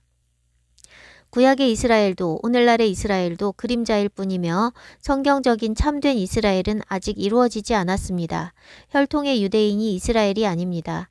온 이스라엘이 구원을 받는다는 말씀을 온 유대인이라고 잘못 해석하는 유대인들과 이방인들이 있는데, 바울이 말하는 온 이스라엘은 믿음 있는 유대인과 믿음 있는 이방인이 한 세 사람이 된 참 이스라엘입니다. 그래서 하나님의 말씀대로 살지 않는 유대인들은 꺾여서 언약 밖으로 나가는 것이며 하나님 말씀대로 사는 이방인들은 접붙임받아 언약 백성이 되는 것입니다. 택함 받는 것이 하나님의 임의의 주권이 아니라 우리의 믿음에 달린 것이라는 사실을 믿으시기 바랍니다. 그리고 우리가 믿음으로 언약 백성이 될 때 하나님이 나의 하나님이 되시는 것이며 만왕의 왕이신 하나님께서 내 하나님이 되시면 더 필요한 것도 아쉬운 것도 없습니다. 모든 것이 그분께 속했고 나는 그분의 상속자가 되기 때문입니다. 언약 백성이 된다는 것이 무슨 의미인지 깨닫고 그 특권과 은혜 안으로 들어가시기를 바랍니다. 하나님의 언약이 사람들 간의 언약, 계약과 매우 다른 또 한 가지 특징이 있습니다. 하나님의 언약은 절대 폐기되지 않는다는 것입니다. 사람의 언약은 일방이 어기면 파기되고 무효가 됩니다.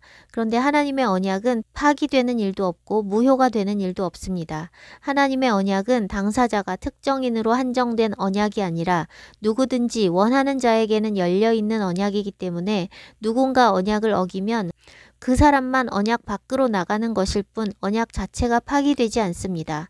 직접 언약을 맺으신 당사자인 노아, 아브라함, 다윗과 같은 사람들은 한 세대를 살고 갔지만 그 언약은 그 세대에 끝난 것이 아니라 그 언약을 믿고 붙잡는 모든 사람에게 영원토록 유효한 것입니다. 누구든 그 언약 안으로 들어가면 언약 백성이 되는 것입니다. 누군가는 그 언약 안에 머물다 갔고 현재 머물고 있으며 앞으로 머물 사람이 있으니 그 언약은 계속해서 존재하고 유효합니다. 그것은 하나님의 법이고 하나님께서 세우신 법은 취소되지 않기 때문입니다.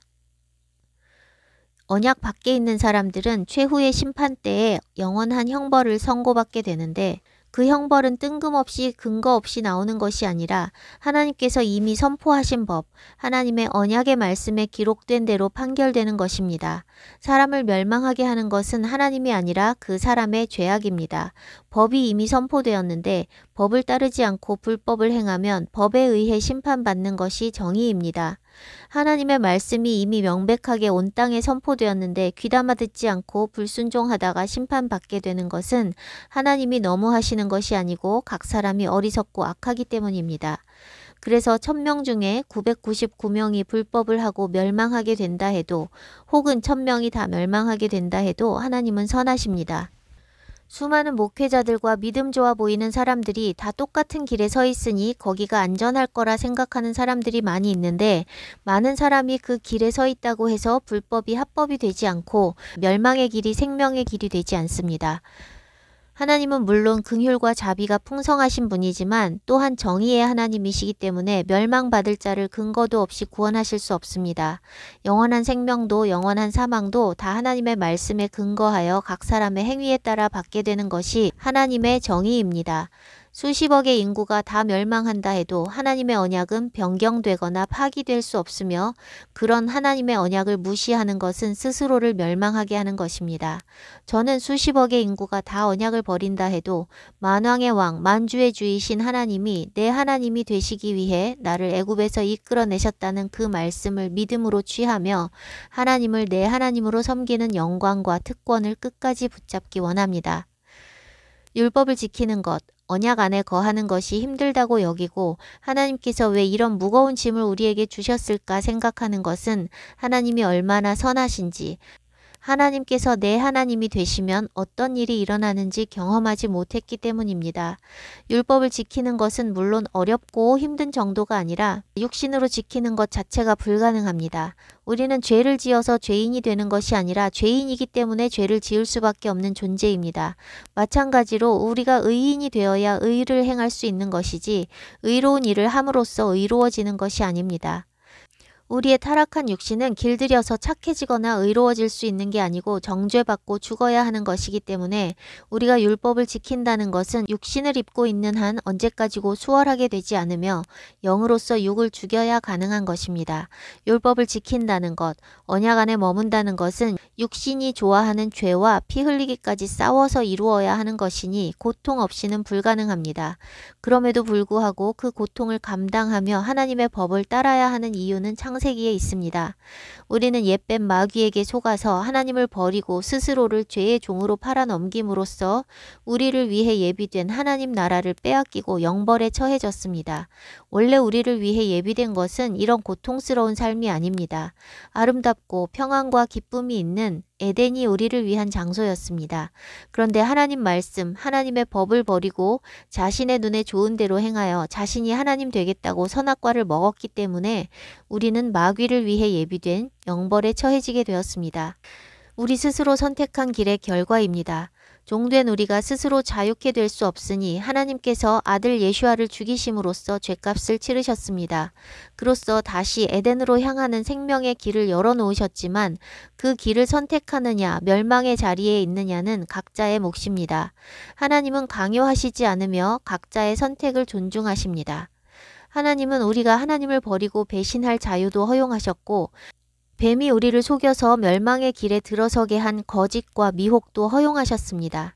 하나님께서 주신 자유의지로 우리는 배신을 선택하여 심판 아래 놓였지만 하나님은 전심으로 하나님을 알고자 하고 진리를 따르는 사람들이 하나님의 선하심과 완전하신 뜻을 깨닫고 다시 생명의 길을 선택할 것을 아셨습니다. 하나님을 알고 그분의 사랑과 공의와 정의를 깨달아 알면 땅에서 어떤 대가를 지불하더라도 그분을 따르는 삶을 포기할 수 없습니다. 일단 하나님의 선하심을 맛보고 나면 하나님 없이 사는 삶은 생각조차 할 수 없습니다. 민수기 15장 41절 나는 여호와 너희 하나님이라. 나는 너희의 하나님이 되려고 너희를 애굽 땅에서 인도해 내었느니라. 나는 여호와 너희의 하나님이니라. 이 말씀이 얼마나 감동적인 말씀인지 느껴지는 축복이 있기를 바랍니다. 너희를 애굽 땅에서 인도해 내신 것은 너희를 종삼고 너희에게 무거운 짐을 주고 너희를 괴롭게 하기 위해서가 아니라 너희의 하나님이 되기 위해서라고 말씀하고 계십니다. 아쉬울 것 하나 없는 하나님께서 우리의 하나님이 되고 싶어 하시는 그 마음이 느껴지십니까? 원래 창조하실 때부터 사람에게 하나님 되시고 복 주시고 영원히 함께 거하시기 위해 창조하셨습니다. 사람이 스스로 그 주인 창조주 하나님을 버리고 사단의 종이 되었는데 하나님께서는 배신한 인간들을 버리지 않으시고 다시 하나님 되어 주시기 위해 수천 년 동안 구원을 위해 일해 오셨습니다. 모든 사람이 다 죄로 타락하여 스스로 의로울 수 없으니 사람들을 걸러내고 걸러내셔서 믿음의 구심점이 될 한 사람을 선택하시고 그 믿음의 사람 아브라함과 이삭과 야곱을 통해서 하나님 나라를 세우시고 하나님의 아들을 이스라엘 가운데 인자로 보내시고 그를 믿는 자는 누구든지 구원받고 하나님의 자녀가 되게 하시기 위해 언약을 세우신 것입니다. 하나님의 언약에 두드러지는 특징 하나만 더 나누겠습니다. 하나님은 언약을 기억하신다는 말씀을 곳곳에서 수차례 말씀하셨습니다. 레위기 26장 42절 내가 야곱과 맺은 내 언약과 이삭과 맺은 내 언약을 기억하며 아브라함과 맺은 내 언약을 기억하고 그 땅을 기억하리라. 에스겔 16장 60절 그러나 내가 너의 어렸을 때에 너와 세운 언약을 기억하고 너와 영원한 언약을 세우리라. 시편 105편 8절 그는 그의 언약 곧 천대에 걸쳐 명령하신 말씀을 영원히 기억하셨으니. 출애굽기 2장 24절에서 25절 하나님이 그들의 고통 소리를 들으시고 하나님이 아브라함과 이삭과 야곱에게 세운 그의 언약을 기억하사 하나님이 이스라엘 자손을 돌보셨고 하나님이 그들을 기억하셨더라. 하나님은 우리처럼 건망증도 없으시고 잊으실 수 없고 완전하신데 왜 기억하신다고 반복적으로 말씀하실까요? 하나님께서 고르시고 고르셔서 구별하시고 택하시고 언약을 맺으신 아브라함, 이삭, 야곱의 자손인 이스라엘 백성조차도 하나님과의 언약을 지키지 못하고 하나님을 버리고 우상을 따르고 가증한 일들을 행했습니다. 언약은 파기되었어야 마땅합니다. 그러나 하나님께서는 언약을 파기하지 않으시고 오래 참으시고 그 백성이 돌이켜 다시 언약 안으로 돌아오기를 기다리셨습니다. 하나님의 언약이 없었다면 인류는 계속해서 홍수 심판이나 각종 심판으로 수도 없이 진멸되었을 것입니다. 고르고 골라서 세워진 이스라엘도 그토록 부패했는데 어느 세대 어느 족속이 부패하지 않고 하나님을 잘 섬길 수 있을까요? 율법을 주시기로 선택하신 경건한 셋, 셈, 에벨, 아브라함의 자손이 그 지경이 되었다면 인간 세상의 소망은 전혀 없다는 것을 알 수 있습니다. 하나님께서는 이 패역한 인류를 진멸하지 않으시고 기어코 복 주시고 구원을 이루시려는 의지로서 패역하고 소망 없는 인간과 언약을 맺으신 것입니다. 어느 누구도 하나님의 복을 받을 만하지 않습니다. 하나님께서 복 주시기로 작정하셨기 때문에 복 받는 자들이 존재하는 것입니다. 그러나 복 주시기로 작정하셨어도 본인이 거부하고 하나님께로 돌이키지 않으면 하나님도 방법이 없습니다. 패역하여 자기의 길로 걸어가는 자들을 진멸하지 않으시고 결국 복주시기 위해 언약을 맺으시고 진멸하지 않으시기 위해 계속해서 언약을 기억하시는 하나님의 자비가 느껴지십니까? 하나님께서 기억하신다는 말씀을 반복하시는 것은 또한 우리로 하여금 그 언약을 기억하라고 말씀하시는 것입니다. 역대상 16장 11절에서 17절 여호와와 그의 능력을 구할지어다. 항상 그의 얼굴을 찾을지어다. 그의 종 이스라엘의 후손 곧 택하신 야곱의 자손 너희는 그의 행하신 기사와 그의 이적과 그의 입의 법도를 기억할지어다. 그는 여호와 우리 하나님이시라. 그의 법도가 온 땅에 있도다. 너희는 그의 언약 곧 천대에 명령하신 말씀을 영원히 기억할지어다. 이것은 아브라함에게 하신 언약이며 이삭에게 하신 맹세이며 이는 야곱에게 세우신 율례 곧 이스라엘에게 하신 영원한 언약이라. 하나님의 언약을 기억하는 것은 우리를 살리는 길입니다. 이 타락한 육신을 입은 우리가 죄로 무너지거나 타락한 세상으로 인해 고난받을 때 하나님의 언약을 기억하고 그분의 기사와 이적과 그분의 말씀을 기억할 때 연약한 무릎을 다시 일으켜 세울 수 있게 됩니다. 히브리서 12장 8절에서 13절 징계는 다 받는 것이거늘 너희에게 없으면 사생자요 친아들이 아니니라. 또 우리 육신의 아버지가 우리를 징계하여도 공경하였거든 하물며 모든 영의 아버지께 더욱 복종하며 살려 하지 않겠느냐. 그들은 잠시 자기의 뜻대로 우리를 징계하였거니와 오직 하나님은 우리의 유익을 위하여 그의 거룩하심에 참여하게 하시느니라. 무릇 징계가 당시에는 즐거워 보이지 않고 슬퍼 보이나 후에 그로 말미암아 연단받은 자들은 의와 평강의 열매를 맺느니라. 그러므로 피곤한 손과 연약한 무릎을 일으켜 세우고 너희 발을 위하여 곧은 길을 만들어 저는 다리로 하여금 어그러지지 않고 고침을 받게 하라. 우리가 하나님 안에 있다면 땅에서 우리가 겪는 모든 일은 하나도 해가 되지 않습니다. 하나님은 우리에게 일어나는 어떤 악한 일을 통해서도 선을 이루실 수 있는 분입니다. 내 죄로 받는 고난이나 남의 죄로 받는 고난이나 내 삶에 일어나는 모든 일은 다 이유가 있고 목적이 있습니다. 완전하신 그분 안에서 내 삶에 아무 의미 없는 사건은 없습니다. 땅에 일어나는 모든 일, 내 삶에 일어나는 모든 일이 하나님의 주권 아래 있음을 믿는다면 어떤 상황에서도 교훈을 취하고 말씀 위에서 견고하게 자라갈 수 있습니다. 새 언약이 있으니 옛 언약은 폐해졌다고 착각하는 오늘날의 교회는 말씀을 입맛대로 골라서 취하여 그릇된 길로 가고 있습니다. 지난번 나눈 말씀에서 링크를 걸어놨던 율법시대 은혜시대라는 말씀에 옛 언약과 새 언약의 차이점을 구체적으로 설명했으니 안 들으신 분은 참고하시기 바랍니다. 결론만 말하면 옛 언약과 새 언약은 내용이 다른 것이 아니라 어디에 기록되었느냐의 차이입니다. 똑같은 말씀을 성령께서 마음에 새겨주신 것이 새 언약입니다. 옛 언약 아래 있는 자들은 거듭나지 못한 육신의 종교인들이고 새 언약 아래 있는 자들은 성령으로 거듭난 의인들입니다. 돌판에 새겨진 법으로는 의롭게 될 수 없습니다. 그 법이 마음에 새겨져야만 하나님께서 내 하나님이 되고 나는 그분의 백성이 될 수가 있습니다. 새 언약에 대해 예레미야를 통해 주신 말씀입니다. 예레미야 31장 31절에서 33절 여호와의 말씀이니라. 보라 날이 이르리니 내가 이스라엘 집과 유다 집에 새 언약을 맺으리라. 이 언약은 내가 그들의 조상들의 손을 잡고 애굽 땅에서 인도하여 내던 날에 맺은 것과 같지 아니할 것은 내가 그들의 남편이 되었어도 그들이 내 언약을 깨뜨렸음이라. 여호와의 말씀이니라. 그러나 그날 후에 내가 이스라엘 집과 맺을 언약은 이러하니 곧 내가 나의 법을 그들의 속에 두며 그들의 마음에 기록하여 나는 그들의 하나님이 되고 그들은 내 백성이 될 것이라. 여호와의 말씀이니라. 나의 법을 그들의 속에 두며 그들의 마음에 기록한다는 것이 새 언약입니다. 법은 이미 모세를 통해 주신 것 그대로이고 그것을 마음에 옮겨 기록해 주신다는 것인데 그것은 옛 언약을 믿어 성령으로 거듭날 때 이루어지는 일입니다. 법의 내용은 옛 언약 그대로이니 옛 언약을 폐하고는 새 언약이 있을 수가 없습니다. 그러니 오늘날 교회가 믿고 있는 것은 얼마나 허황된 거짓이고 모순이 되는지 깨달아야 합니다. 언약이 율법이고 율법이 말씀인데 언약, 율법을 폐하고 하나님 말씀대로 산다는 것은 말도 안 되는 소리인 것입니다. 버려진 언약을 믿음으로 취하십시오. 언약을 믿음으로 취한 노아와 아브라함과 다윗과 같은 의인의 삶으로 들어가십시오. 그런 사람들과 나는 다른 존재라고 선을 긋지 마십시오. 그들도 연약하고 허물 많은 사람이었고 능력 있는 선지자로 살다가 들려 올라간 엘리야도 우리와 성정이 같은 사람이라 했습니다. 엘리야가 아합과 이세벨의 위협 앞에 얼마나 두려워했는지도 기록되어 있습니다.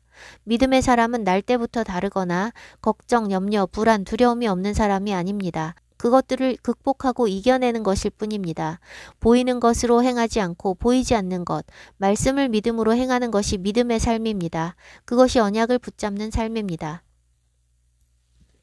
노아는 모든 인류와 땅의 생물들이 진멸되는 심판에서 구원받았지만 방주 안에서도 두려움이 있었습니다. 그 홍수가 언제 끝날지, 그가 언제 다시 땅으로 나가서 다시 일상을 누릴 수 있을지도 알지 못했기 때문에 그 시간은 매우 힘들고 인내를 요하는 시간이었습니다. 하나님은 홍수가 얼마나 지속될지, 그들이 언제 나올 수 있는지 말씀해 주시지 않았습니다. 노아는 땅에 나올 시기를 알기 위해 새들을 내보내서 스스로 판단해야 했습니다. 믿음의 사람이라고 하나님께서 모든 것을 다 알게 하시는 것이 아닙니다. 하나님께서는 말씀하시는 하나님이시지만 우리의 가려운 곳을 긁어주는 말씀을 남발하지 않으십니다. 이것은 제가 주님 안에서 걸어오면서 시행착오를 통해 그리고 말씀을 통해 깨달은 정말 중요한 성경적인 원칙입니다. 사람들은 쉽고 빠른 길을 위해 사람에게서 답을 얻기 원하고 사람에게 가르침을 구하지만 그것은 그 순간만 모면할 수 있을 뿐입니다. 우리에게 필요한 것은 그때그때 절박한 해결책이나 정답이 아니라 하나님 자신입니다. 하나님을 소유하고 하나님을 기업으로 삼으면 모든 상황 속에서 하나님께서 인도해 가십니다. 그러나 사람을 통해서 답을 얻으면 한 번 얻든 몇 번을 얻든 위기의 상황을 모면할 뿐이고 하나님이 아니라 사람을 더욱 의지하게 할 뿐입니다. 하나님으로부터 스스로 답을 얻고 인도하심을 받은 것이 아니라면 문제 해결은 아무 의미가 없습니다.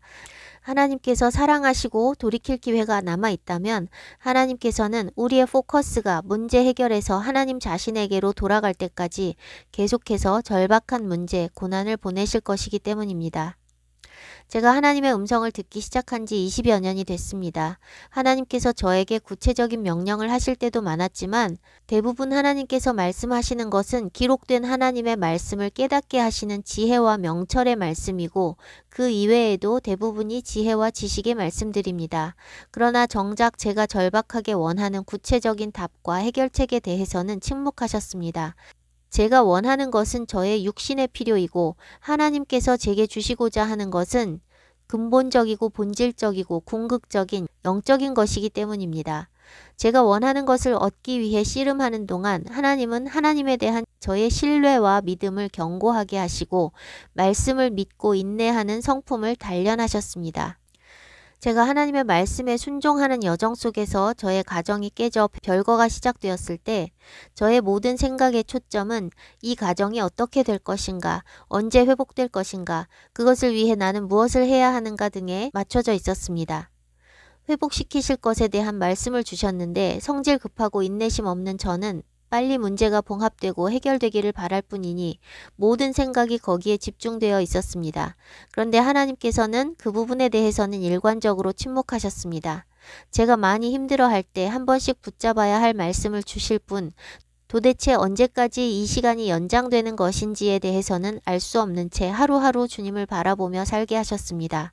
제가 원하는 것과 하나님께서 저에게 주시고자 하는 것에는 엄청난 갭이 있었습니다.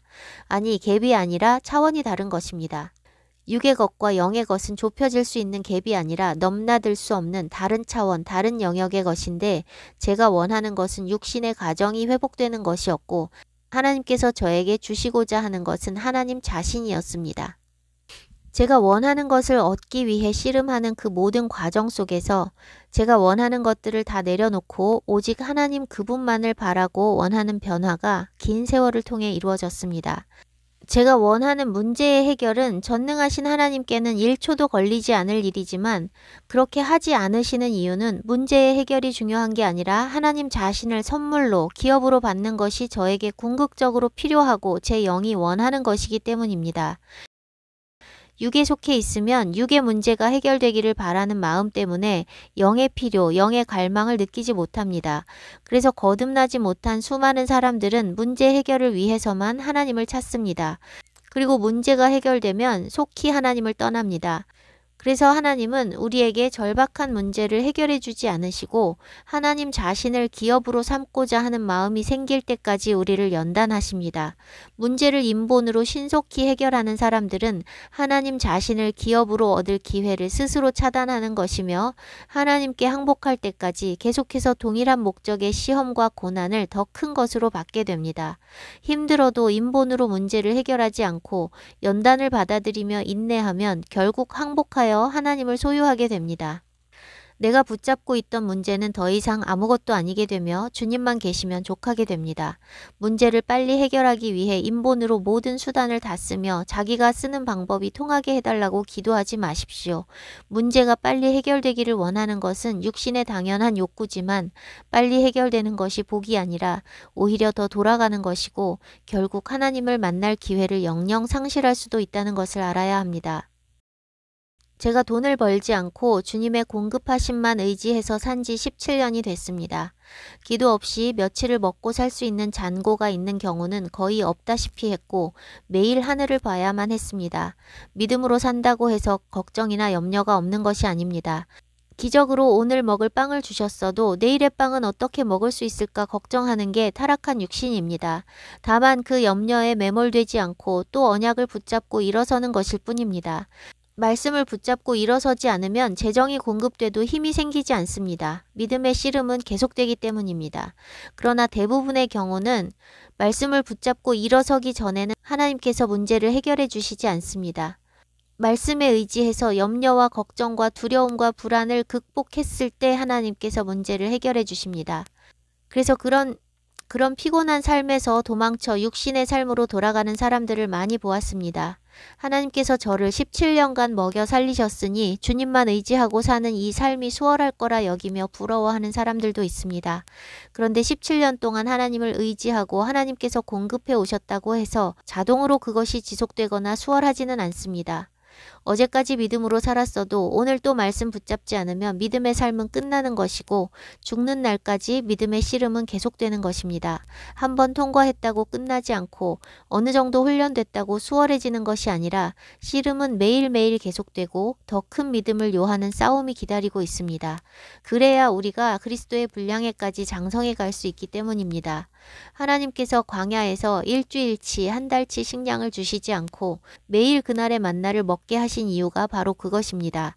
하루하루 주님을 보지 않고는 우리의 영이 살 수가 없습니다. 매일 육의 양식을 먹어야 하듯이 영의 양식인 하나님의 말씀, 언약을 매일 먹어야 합니다. 그것이 사는 길입니다. 그러니 그런 삶을 오래 산다고 수월해지는 것이 아니라 매일 믿음으로 살며 성숙해지는 것입니다. 기도하면서 내적인 음성을 듣고 그것이 하나님이라고 착각하고 그대로 행하는 사람들을 적지 않게 보았습니다. 저도 저보다 구체적인 음성을 듣는 한 사람에게 잠시 미혹되었던 적이 있었습니다. 그런데 그 미혹에서 벗어난 뒤 하나님께서 모든 것을 명확하게 정리해 주셨고 제가 조금이라도 사람을 의지하는 마음을 다시는 갖지 않을 수 있도록 그 시간을 통해 확실하게 교훈을 주셨습니다. 그 잠깐의 넘어짐을 통해 저는 눈꽃만큼이라도 사람을 의지하거나 신뢰하지 않기 위해 씨름해왔고 또한 제가 말씀을 나누고 전하는 입장에서 사람들이 저를 의지하지 않도록 하기 위해서도 씨름해왔습니다. 우리는 로봇도 아니고 종도 아니기 때문에 하나님께서는 우리가 기계적으로 순종하도록 구체적인 디렉션을 주시는 분이 아닙니다. 구체적으로 지시하고 알려주는 것은 점쟁이가 하는 일입니다. 하나님은 우리를 아들, 자녀로 부르셨으니 그리스도의 장성한 분량에 이를 수 있도록 우리가 말씀 안에서 사고하고 분별하는 훈련이 되게 이끌어 주실 뿐 구체적인 행위들을 다 지시하시지 않습니다. 우리의 실수나 범죄를 용인하시는 것도 우리가 그 실수와 죄를 통해 배우고 깨닫는 것이 있기 때문입니다. 믿음으로 사는 삶은 결코 완벽한 삶도 아니고 걱정이나 두려움이 없는 삶이 아닙니다. 앞서 언급했듯 의인들의 허물과 죄가 성경에는 적나라하게 드러나 있습니다. 그럼에도 불구하고 하나님께서 그들을 의롭다 칭하시고 완전하다 말씀하셨습니다. 그들이 그런 연약함과 허물과 죄를 통해서 하나님을 알아가고 믿음이 자라고 성숙해져가는 과정을 보여주심으로써 우리가 아무리 허물 많고 범죄했어도 믿음으로써 의로워질 수 있는 존재임을 가르쳐 주시는 것입니다. 아브라함도 갈 바를 알지 못하고 하나님 말씀 따라 길을 떠난 믿음이 있었지만 죽을까 두려워 2번이나 아내를 누이라 속였습니다. 그러나 마지막에는 자신의 생명보다 더 귀한 독자 이삭을 번제로 바치는 믿음에까지 장성했습니다. 언약 백성이 되는 것은 믿음으로 사는 것입니다. 믿음으로 사는 삶에 대해 레벨, 직분, 사명을 분류하지 마십시오. 목사든 선교사든 회사원이든 가정주부든 학생이든 하나님께서 요구하시는 것은 믿음이지 사역이 아닙니다. 하나님께서 자기에게 사명을 맡기셨다고 말하면서 그것을 부담스러워하며 Why me? 왜 저예요? 라고 하는 사람들을 종종 봅니다. 하기 싫으면 하지 마십시오. 많은 경우 그것은 하나님의 음성이 아니라 자기 자신의 생각이나 다른 사람의 생각입니다. 하나님은 쓸 사람이 없어서 싫다는 사람 억지로 쓰시는 분이 아니며 우리에게 억지로 뭘 요구하시는 분이 아닙니다. 혹 그것이 정말 하나님으로부터 온 것이라면 그것은 그 사람이 오래전에 했던 서원을 잊고 있었기 때문에 하나님께서 상기시켜 주시는 것이며 서원한 것을 이행하는 것은 그 자신에게 유익한 것이지 하나님을 이롭게 하는 것은 아닙니다. 저는 하나님께 왜 저예요? 라고 하지 않습니다. 반대로 Why not me? 왜 저는 안 돼요? 저도요? 라고 말합니다. 영적인 축복을 하나도 놓치고 싶지 않았고 능력은 주님께 있음을 믿기 때문입니다. 하나님께서 말씀하시는 것은 언제나 선하고 저에게 유익이고 분명한 돌파와 성장을 가져온다는 것을 알기 때문에 힘들어도 육신을 죽이고 순종하고자 합니다. 제가 저의 연약함과 수치를 솔직하게 나누는 것도 제가 이 길을 걷는 것은 제가 특별해서가 아니라 저에겐 믿음밖에 없고 모든 능력이 주님께 있다는 것을 나타내기 위해서입니다. 내가 할 수 있으면 누구라도 할 수 있다고 늘 전합니다. Why not you? 당신도 할 수 있습니다. 언약 안으로 들어오십시오. 언약은 하나님의 말씀입니다. 성경 66권 1.1획도 제하지 않은 하나님의 말씀을 문자 그대로 믿고 그대로 순종하는 것만이 믿음이고 언약 백성이 되는 길입니다. 노아도 아브라함도 다윗도 교회에 다닌 적이 없고 무슨 특정한 사역을 한 적이 없습니다. 하나님께서 우리에게 요구하시는 것은 단 하나, 언약을 믿고 언약 안에 거하라는 것입니다. 매일 성경 읽고 기도하고 헌금하는 등 하나님을 위해 어떤 행위를 하고 있다는 것으로 언약 백성이라고 착각하지 마십시오. 행위로서 언약 백성이 되는 것이 아니라 언약 안에 거하면 행위들이 나타나는 것입니다. 하나님께서 무슨 말씀을 하시든 순종할 준비가 되어 있지 않다면 아무리 많은 행위를 해도 언약 백성이 되지 않습니다. 하나님은 언약을 붙잡는 사람들 가운데 거하십니다.